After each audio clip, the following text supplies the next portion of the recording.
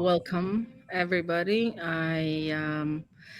This is a pleasure to talk to Giga Bokeria, who's um, one of the people in Georgia that stayed with Georgia's democratic development in some capacity for the past what, Giga, 35 years or Uh, so.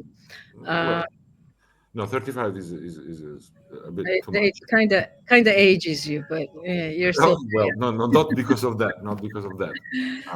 35 years ago, I was just a student. So, but well, in, in a capacity of an active citizen, I was Yeah, part of. there you of, go. So, of and currently you are the co-founder of a new political party in Georgia. Is it the newest political party in Georgia? The Federalists. I can't claim that. Maybe somebody got registered. Uh, Well, we are not registered yet. The Ministry of Justice denied us registration twice. oh, very interesting. Well, so the in the introduction already so many interesting things. But Giga, thank you very much for joining us Well, today. thank you for opportunity. This and of course Georgi Katcharava, my co-host and partner in crime in this. The idea behind this podcast is to provide the English language speaking audiences as much information about Georgia, about the region, about everything that's connected to the Caucasus, Georgia, Russia, Ukraine. So we appreciate your time, Giga. No, I appreciate the opportunity. Thank you so much. Georgi, thank you very much for doing this with us. And of course, Tornik and Gote are behind the scenes now, and they are the masterminds behind this podcast. So hopefully, enough people have joined us now so we can sort of start slowly getting into the conversation. As an teaser, one thing I will say is that we'll talk with Mr. Bokeria about the freshest news from Georgia. Georgian government has announced, or Georgian authorities have announced that they are leaving the European Parliamentary Assembly, and that's fresh news, a few hours old. We will also talk. We'll talk about the impact of this decision and what was preceding it. We'll talk about Georgia's role in the Caucasus in general.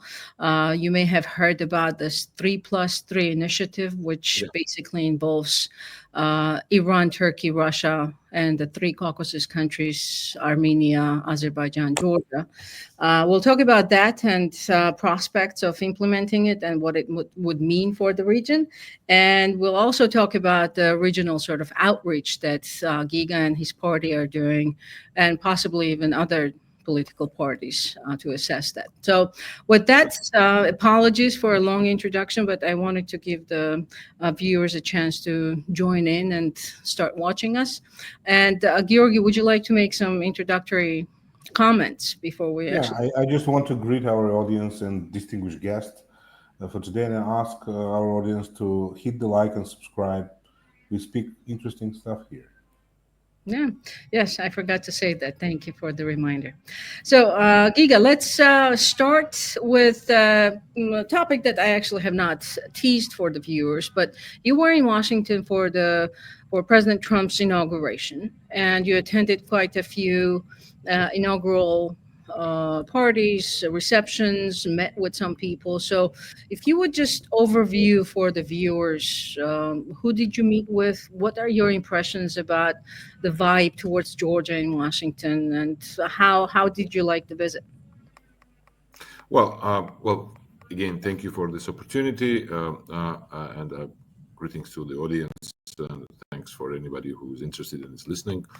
Uh, well, I think it was important that we had the chance, and first and foremost, the president of Georgia, Salomon Zurabishvili, was with us. This is an important aspect at the reception, which was organized by uh, uh, uh, Donald Jr. and several donors of Republican Party.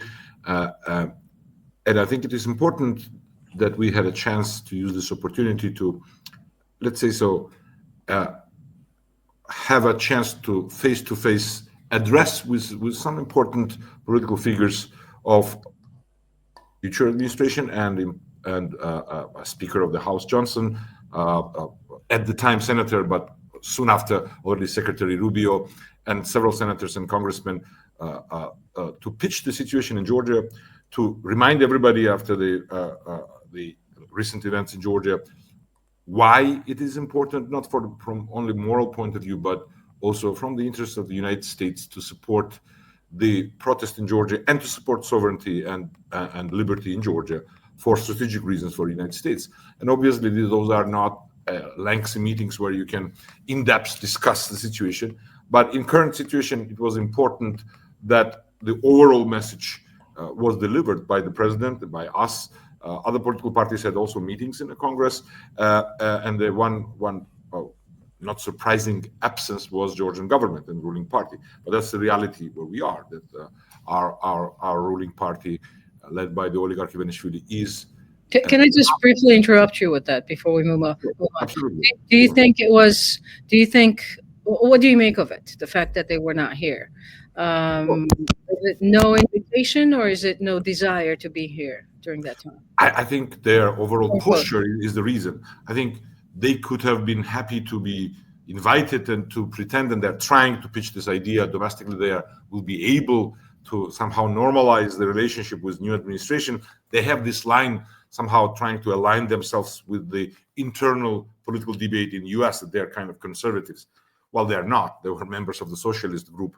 And by the way, in their founding documents, they're saying that they're a socialist party. But they're trying to play this game. But I think the steps that they made in recent months made it impossible for them to be here. So I think it's a result of their fundamental geopolitical choice that they made years ago, and which have landed them in a situation where they are. But it's only of their own making. So I would say they would be happy to mislead part of the public, at least in Georgia, to say that they are able to have a normal relationship with the U.S. government. But fundamentally, they are where they are, and their posture is attacking the free world and blaming America, blaming the West for wars and bloodshed and for interfering in those domestic affairs of countries, line by line from the textbook of Putin's propaganda and other authoritarian states. So I think that posture at this stage made it impossible for them to be here. But of course, technically, they were not